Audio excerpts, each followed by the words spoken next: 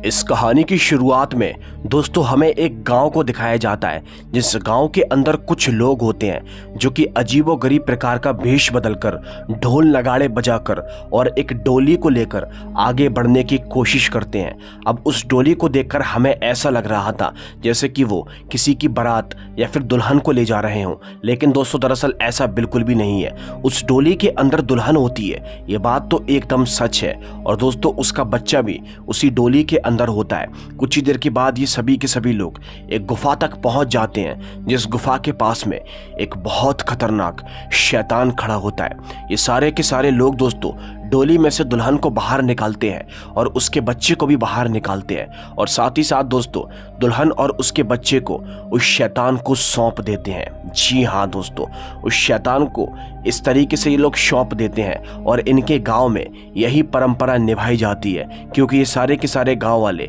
इस शैतान को शैतान नहीं बल्कि एक देवता मानते हैं। वेल गाइस, अब हमें कुछ दिन बाद का सीन दिखाया जाता है।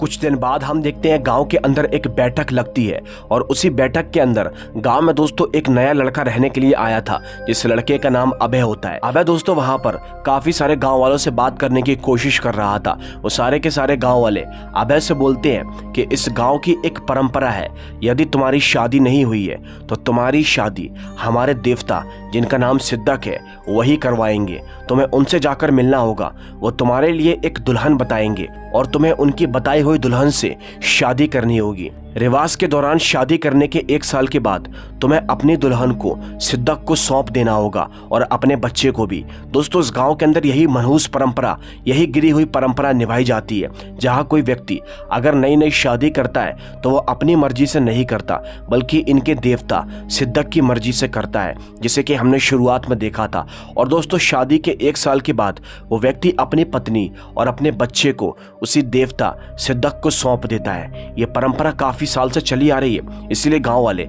अभय को भी यही सीख देते हैं। अभय उससे बोलता है कि अगर सिद्धक की दी हुई लड़की मुझे पसंद नहीं आई तो बस। अभय ने दोस्तों इतना बोला ही था कि कुछ ही देर के बाद वो जो आदमी होता है उसको अजीबोगरीब प्रकार की तकलीफ होना शुरू हो जाती है। उसे सिद्धक देवता दिखाई दे रहा था, और कुछ ही देर के बाद दोस्तों हम देखते हैं यहाँ पर वही शैतान, वही सिद्धक देवता प्रकट होता है। दरअसल दोस्तों ये कोई देवता नहीं बल्कि ये तो एक शैतान है, जिसे कि ये सारे के सारे गाँव वाले देवता मानते हैं। सिद्धक देवता वहां पर आकर यहाँ पर अभय से बोलता है कि तुम्हें मेरे बताए हुए तरीके से ही शादी करनी होगी, अगर ऐसा नहीं किया तो तुम्हारे साथ बहुत गलत होगा। ये बोलकर वो देवता वहां से गायब हो जाता है। और तभी दोस्तों सारे के सारे गांव वाले अभय को समझाते हैं कि तुम्हें इस गांव के रीति रिवाज को फॉलो करना होगा। जी हाँ, अभय सारे गाँव वालों की बात को मान जाता है। वेल गाइस, फिर तभी हमको कुछ देर बाद का सीन दिखाया जाता है। कुछ देर बाद हम देखते हैं इस गांव के बस स्टॉप पर एक लड़की दोस्तों यहां पर आती है किसी दूसरे शहर से, जिस लड़की का नाम रोहिणी होता है। रोहिणी देखने में बहुत सुंदर होती है, और वो जैसे ही इस गांव के अंदर प्रवेश करती है तो दोस्तों सारे के सारे मर्द उसे देखते ही रह जाते हैं। वो दरअसल बहुत ज़्यादा सुंदर थी। अब रोहिणी दोस्तों जंगल के रास्ते से कहीं जाने की कोशिश कर रही थी, और 2 मर्द जो कि इसी गांव के थे वो उसका पीछा करने की कोशिश करते हैं, क्योंकि रोहिणी उन्हें बहुत पसंद आती है। ये लोग पीछा करते करते जाते हैं तो देखते हैं कि रोहिणी सिद्धक की गुफा तक पहुंच गई है, यानी कि इनके देवता की गुफा तक। ये दोनों के दोनों देखकर बहुत ज़्यादा शौक हो जाते हैं। ये लोग देखते हैं कि रोहिणी उसकी गुफा में जाने की कोशिश कर रही है बट जा नहीं पा रही, और कुछ ही देर के बाद दोस्तों रोहिणी अपना रूप बदल लेती है, जहां वो अपने एक भयानक रूप के अंदर आ जाती है। वो दरअसल दिखने में किसी चुड़ैल से कम नहीं थी। ये दोनों के दोनों गांव वाले ये देखकर बहुत ज़्यादा शौक हो जाते हैं और वहीं पर ही बेहोश हो जाते हैं। अब कुछ ही देर के बाद रोहिणी अपना रूप बदलकर उन्हीं दोनों गांव वालों के पास आती है। वो ज़मीन पर बेहोश पड़े होते हैं। वो इन्हें हिलाने की कोशिश करती है तो वो लोग उठ जाते हैं, उन्हें होश आ जाता है। लेकिन दोस्तों वो रोहिणी को देखकर बड़ी ही बुरी तरीके से भागना शुरू कर देते हैं। रोहिणी समझ जाती है कि शायद ये लोग उसका असली रूप जान चुके हैं, इसलिए दोस्तों रोहिणी फौरन ही यहाँ पर के करीब पहुंच जाती है। वो उन्हें नुकसान पहुंचाने की कोशिश करती है।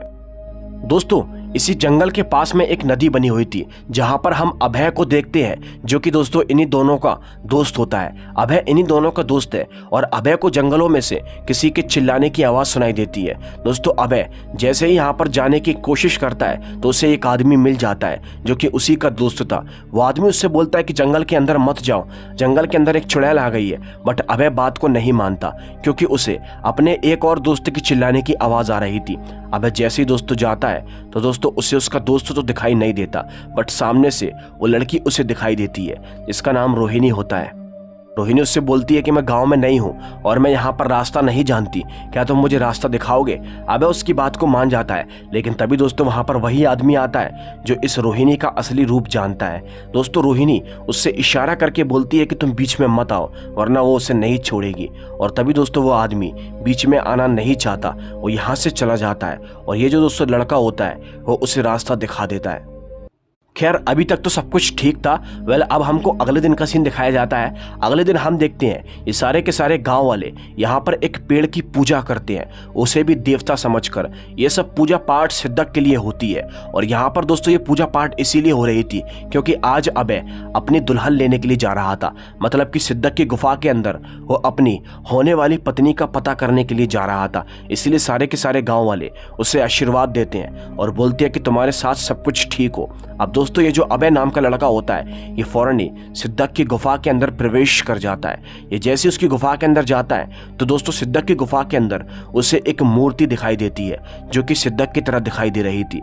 और कुछ ही देर के बाद दोस्तों यहाँ पर सिद्धक नाम का वो भयानक सा शैतान प्रकट होता है। वो शैतान दोस्तों अभय से बोलता है कि मुझे सब पता है, तुम अपनी दुल्हन लेने के लिए यहाँ पर आए हो। अब तभी दोस्तों वो शैतान अभय से बोलता है कि तुम मेरे माथे पर देखो, मेरे माथे पर मेरी आंख के अंदर तुम्हें तुम्हारी दुल्हन दिखाई दे जाएगी। और जैसे ही दोस्तों अभय उसकी आंख पर देखता है तो दोस्तों लिटरली उसके पैरे तलों जमीन खिसक जाती है, क्योंकि दोस्तों अभय की होने वाली दुल्हन कोई और नहीं बल्कि दोस्तों वही रोहिणी नाम की लड़की होती है जिसे कि कल उसने यहाँ पर गांव में रास्ता दिखाया था। और साथ ही साथ दोस्तों रोहिणी कोई साधारण सी लड़की नहीं है, सिद्धक ने उसके लिए उसकी पत्नी को ढूंढ दिया था। यहाँ पर दोस्तों अभी अभय उसकी सच्चाई के बारे में नहीं जानता था, इसीलिए वो रोहिणी के बारे में जानकर बहुत खुश होता है। सिद्धक ने जैसे ही उसकी दुल्हन के बारे में उसे बताया तो वो गायब हो जाता है और दोस्तों फौरन ही वो उसकी गुफा से निकल जाता है। अब गाइस हमें अगले दिन का सीन दिखाया जाता है। अगले दिन हम अभय को देखते हैं जो कि उसी नदी के किनारे बैठा होता है। उसकी पत्नी वहां पर आ जाती है, उसकी होने वाली पत्नी जिसका नाम रोहिणी होता है। वो उसके साथ में कुछ बातें करने की कोशिश कर रहा था, लेकिन दोस्तों वही अभय का दोस्त यानी कि वही गांव का आदमी जो कि उस लड़की की असली सच्चाई जानता है, वो एक चुड़ैल है, वो छुपकर देख रहा होता है। वो सोचता है कि वो अभय को इसके बारे में सब कुछ बता दे, लेकिन वो चुड़ैल जाते जाते एक बार फिर से उसे इशारा करके चली जाती है कि वो बीच में ना पड़े। खैर दोस्तों अब यहाँ पर एक दो दिन के बाद पूरे गांव के रीति रिवाज के साथ में अभय नाम के उस शख्स की धूमधाम से शादी हो जाती है, उसी रोहिणी नाम की लड़की के साथ, या फिर कह लो कि उसी चुड़ैल के साथ में। अब दोस्तों ये चुड़ैल अभय से शादी क्यों कर रही है, इसके पीछे भी एक बहुत बड़ा रीजन है जो कि आपको बस थोड़ी देर में पता चलेगा।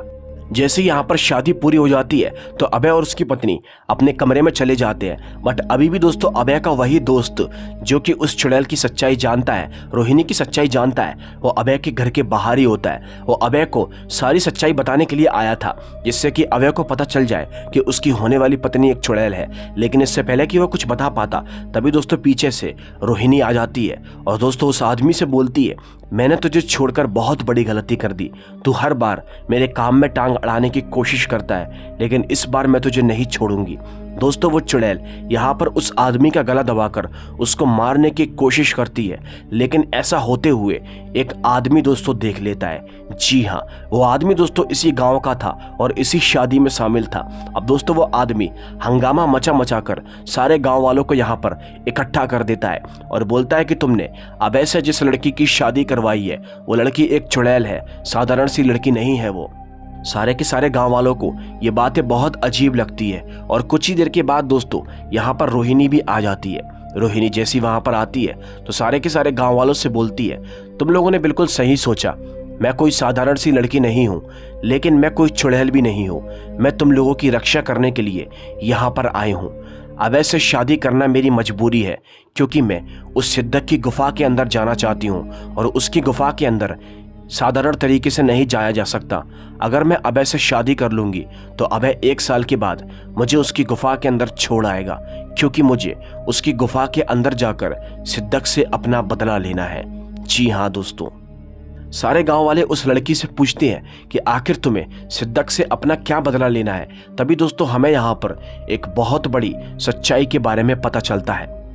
रोहिणी सारे गांव वालों से बोलती है कि अभी तक तुम सभी के सभी गांव वाले जिस शख्स को देवता समझकर पूछते आ रहे थे, दरअसल में वो शख्स कोई देवता नहीं है बल्कि एक बहुत खतरनाक शैतान है। जब सारे के सारे गांव वालों ने ये बात सुनी तो दोस्तों वो लोग बहुत ज़्यादा शॉक हो गए। वो लोग रोहिणी से पूछते हैं कि आखिर तुम कौन हो और सिद्दक को कैसे जानती हो। तभी दोस्तों यहाँ पर वो रोहिणी नाम की लड़की सारी सच्चाई बताती है। वो बोलती है कि काफ़ी साल पहले की बात है, सिद्दक की गुफा के अंदर वो अकेला रहा करता था। सिद्दक जाना माना एक तांत्रिक हुआ करता था। उसके पास में उसके एक गुरुजी भी बैठे रहते हैं जो कि हर वक्त उसकी रक्षा करते हैं। उसके गुरुजी ने उससे कहा था कि तुम्हें एक शादी करनी होगी अपनी ही जैसी एक महान तांत्रिकनी से, लेकिन उससे शादी करने के बाद उसके 1 साल के बाद तुम्हें उसकी बलि चढ़ानी होगी, जिससे कि तुम हमेशा अमर रहोगे, कभी नहीं मरोगे। दोस्तों वो लड़की बताती है सारे गांव वालों को कि सिद्दक ने मुझसे शादी कर ली। मैं उस जमाने की बहुत बड़ी तांत्रिक थी। सिद्दक ने जैसे ही मुझसे शादी करी तो शादी के 1 साल के बाद उसने मुझे मार दिया था, जिससे कि वो हमेशा अमर रह सके, उसकी जिंदगी पर कोई आंच ना आ सके। सिद्दक के काले इरादों को उस वक्त मैं समझ नहीं पाई थी। उसके गुरुजी ने उससे एक बात और कही थी, अगर तुम्हें जिंदगी भर जिंदा रहना है, अमर रहना है, तो तुम्हें लगातार यही परंपरा निभानी होगी। हर साल तुम्हें एक ना एक लड़की की बलि चढ़ानी होगी जो कि एक नौजवान दुल्हन होनी चाहिए। इसीलिए सिद्दक नाम के उस शैतान ने तुम्हारे गांव के ऊपर कब्जा कर लिया और तुम लोगों को नुकसान पहुंचाकर चंद शक्तियां दिखाकर ये तुमको विश्वास दिलाया कि वो इस गांव का देवता है और तुम लोगों से हर साल वो एक शादी करवाता है। शादी के बाद वो एक दुल्हन मांगता है, जिसके बाद वो उसकी बलि चढ़ा देता है और एक बच्चे की भी बलि चढ़ा देता है। रोहिणी के मुंह से वो सारे गाँव वाले ऐसी बातें सुनते हैं तो लिटरली उनके पैरों तलों जमीन खिसक जाती है। रोहिणी बोलती है कि मुझे मरे हुए 100 साल से ऊपर हो चुके, इसीलिए मैं वापस आ चुकी हूँ, क्योंकि तांत्रिक पूरी तरीके से नहीं मरते और अब मैं वापस आई हूँ तो तुम लोगों की रक्षा करने के लिए, सिद्दक को हमेशा के लिए खत्म करने के लिए, जिससे कि ये गांव हमेशा के लिए मुक्त हो जाए। सारे के सारे गांव वाले रोहिणी के साथ हो जाते हैं और सोचते हैं कि हाँ, हम इस शैतान को ज़रूर ख़त्म करके रहेंगे, क्योंकि ये कोई देवता नहीं है। गांव वालों ने रोहिणी का एक बहुत भयानक रूप देख लिया था, जहां वो सिद्दक की ही तरह एक बहुत भयानक किस्म की दिखाई दे रही थी, लेकिन लिटरली वो इन लोगों की मदद करने के लिए आई थी। रोहिणी अब यहाँ पर अभय से बात करती है और उससे बोलती है कि अभय, तुम्हें उस गुफा के अंदर जाना होगा और गुफा के अंदर जाकर तुम्हें उस गुफा की एक दीवार को छूकर एक मंत्र का जाप करना होगा, जो कि मैं तुम्हें बता रही हूँ। तुम जैसे उस गुफा की दीवार को पकड़कर गुफा के अंदर मंत्र का जाप करोगे तो वो पूरी गुफा टूट जाएगी और सिद्दक नष्ट हो जाएगा। वह भी दोस्तों उसकी बात को मानने को तैयार हो जाता है और कुछ देर के बाद दोस्तों हमको दिखाया जाता है गांव के अंदर वही सिद्दक नाम का शैतान दोबारा किसे आ जाता है, क्योंकि वो सारी सच्चाई जान चुका था कि उसकी पत्नी लौट आई है। अब यहाँ पर रोहिणी उसका मुकाबला करने की कोशिश करती है और यहाँ पर अभय से बोलती है कि तुम गुफा के अंदर जाकर उस मंत्र का जाप करो। रोहिणी उस शैतान का मुकाबला कर रही थी और अभय उस गुफा के अंदर चला जाता है। जैसे उस गुफा के अंदर जाता है तो उसे सामने उस गुफा की दीवार दिखाई देती है। अभय जैसे उस दीवार को छूने की कोशिश करता है कि तभी कुछ ही देर के बाद दोस्तों पीछे से रोहिणी आ जाती है। जी हाँ, जो कि अभय को ये सब करने से रोक रही थी। वो अभय को अब यहाँ पर नुकसान पहुँचाने की कोशिश कर रही थी, बट दोस्तों एक्चुअल में ये रोहिणी नहीं बल्कि वही शैतान सिद्दक होता है जो कि ऐसा करने से उसे रोक रहा था। सिद्दक के पीछे से ही यहाँ पर उसकी पत्नी भी पहुंच जाती है और उसका लगातार मुकाबला करने की कोशिश कर रही थी। अब इस वक्त अभय के पास चांस था कि वो जल्दी से उस दीवार को पकड़कर मंत्र का जाप कर दे, इसीलिए अभय दोस्तों फौरन ही उठ जाता है और फौरन ही उस दीवार के करीब पहुंचकर उसको छूकर वही मंत्र का जाप करना शुरू कर देता है। जैसे उसने मंत्र को पढ़ा तो दोस्तों वो धीरे धीरे करके गुफा पूरी तरीके से टूटने लग जाती है और दोस्तों कुछ ही देर के बाद पूरी गुफा टूट जाती है और सिद्दक और उसकी पत्नी दोनों के दोनों वहां से गायब हो जाते हैं और अभय सही सलामत उस गुफा से बाहर निकल आता है। सिद्दक और उसकी पत्नी कहाँ चले गए ये तो किसी को नहीं मालूम, लेकिन इसी के साथ ये कहानी यहीं पर ही खत्म होती है।